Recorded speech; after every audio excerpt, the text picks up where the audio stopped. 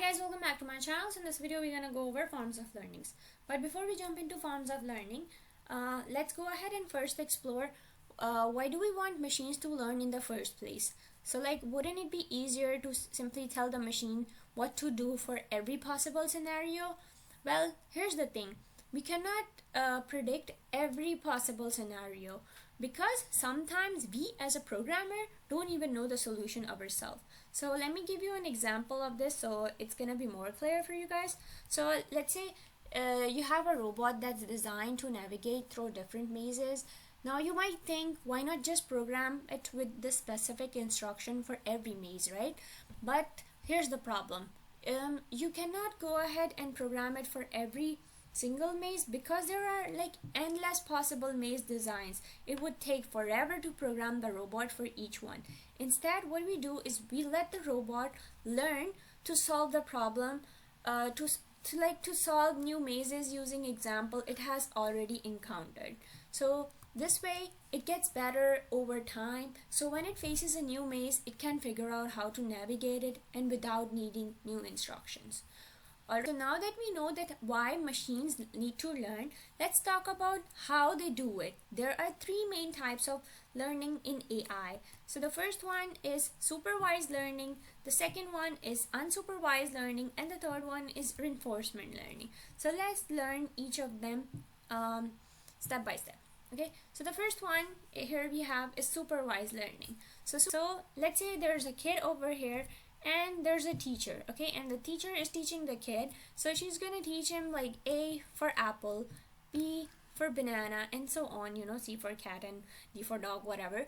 So the teacher is teaching the student, right? She is providing the answer itself, like so that's how kids learn, right? You give them an example and you also tell them the answer, like you're telling the answer to that A is apple and B is banana. So this is how basically the supervised learning works.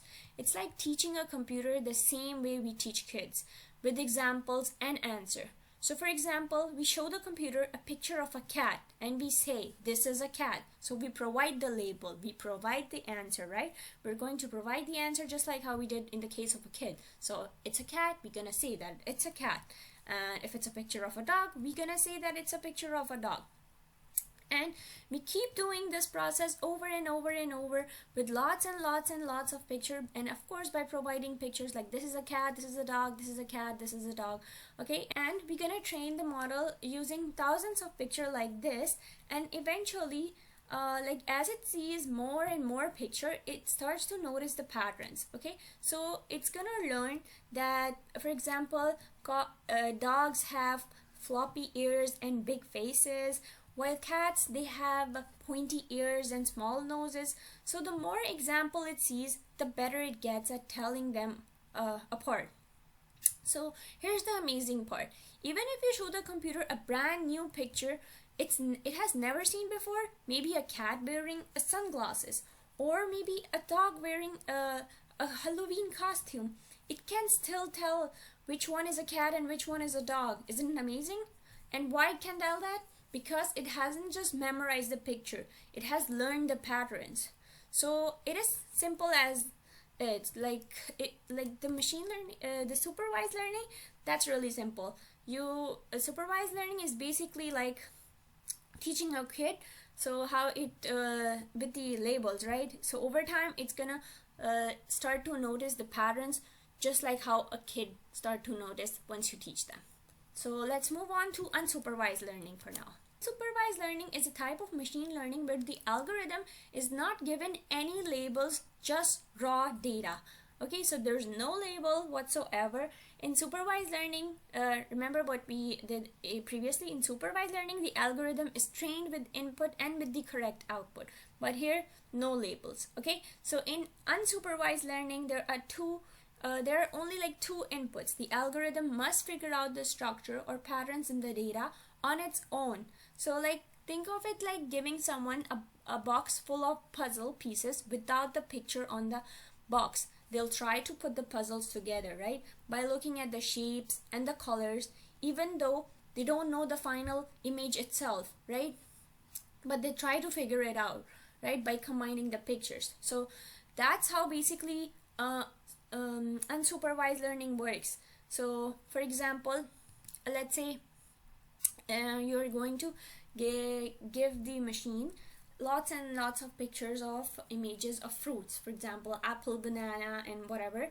Okay, and so it's basically like giving a child a basket full of fruits, but you don't tell them the names of any of them, right? So like no labeling whatsoever, you're only providing them the basket full of fruits. So over time the child might recognize, like it's gonna try to group them. So it's gonna say, like, for example, all round fruits together. It's gonna like group them. For example, like the round shaped fruit, it's gonna put them together. For example, apple, plum, and like all long fruits like banana, it's gonna put them aside and start to grouping them. So they're like starting to notice the patterns between them, with the colors, with the shape or the size, even though they don't know what the fruit is called, but they're just like starting to know the pattern just by observing them, right? So that's basically unsupervised learning. Just like a child, the algorithm organizes the data into groups without knowing what each group really means. So how does it work technically? So let's go ahead and explore that. Most common tasks in supervised learning are clustering, dimensional reductions, and association rules. So let's explore each of them. So clustering is like, imagine plotting customers on a graph based on age and annual spending. Okay, so this is the graph that we have for the age and the annual spending. So K means it's gonna find clusters, or clusters you can also say it as groups. Okay, it's gonna find groups in the data where customers behave similarly. Okay, so it's gonna like group them with similar patterns. Okay, so think of it like as machine saying these people kind of shop the same way, so let's put them in one group.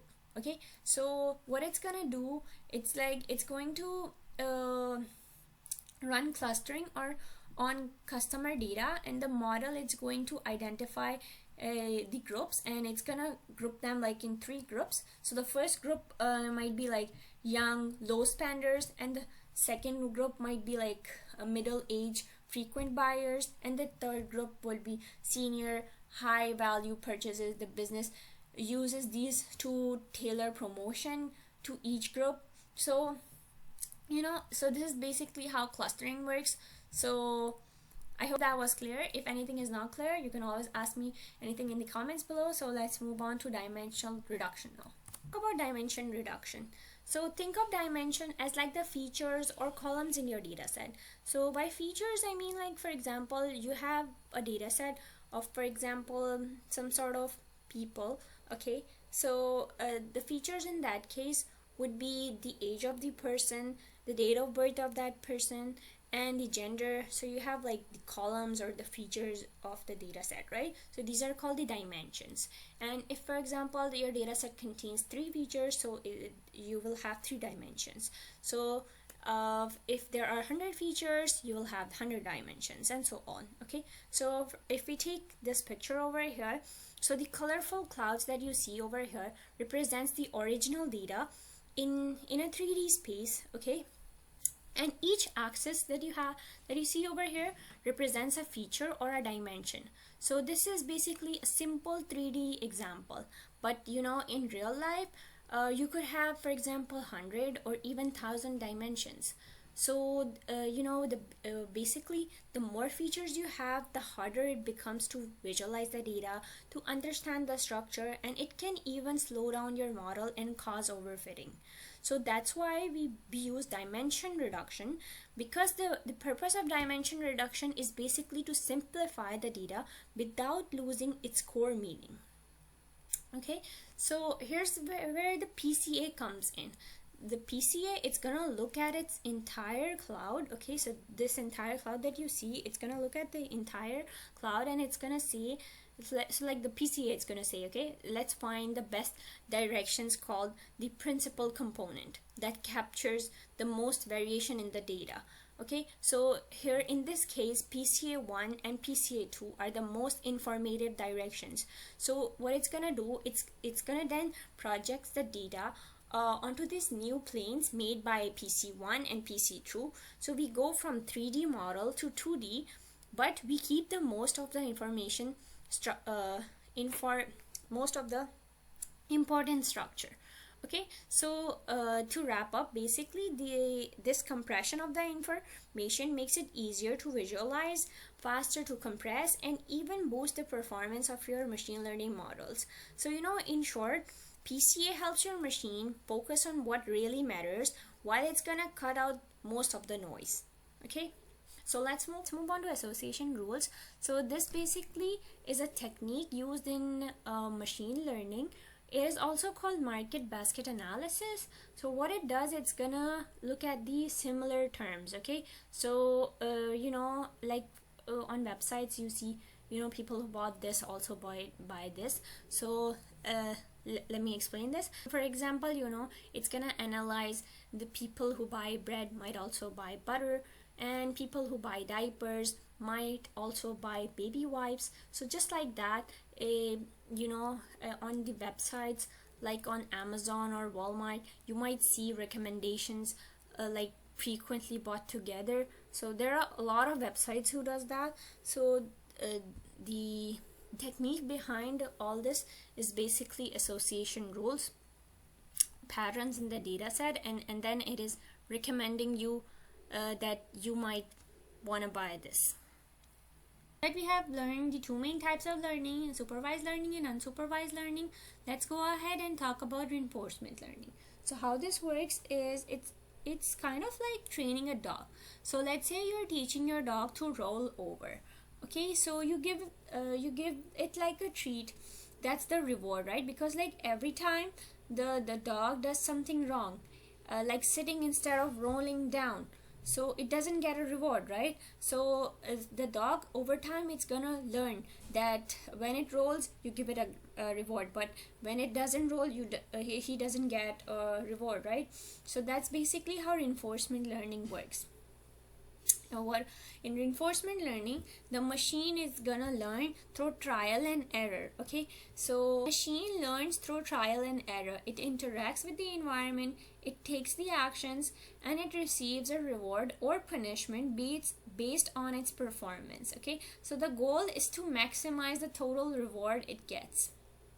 So for example, imagine a robot playing game, and every time it makes a move, it gets a reward. Okay, so if it makes a bad move, it doesn't get a reward. So over time, it's gonna the robot, it's gonna learn to better play by repeating the action that earned its reward, right? So it's kind of like how AI learned to play complex games like Go and chess.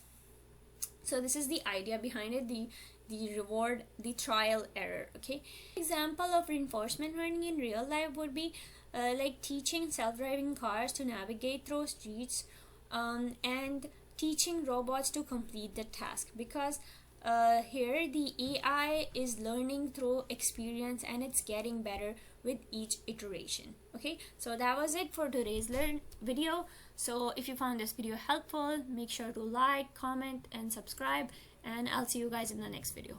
Bye.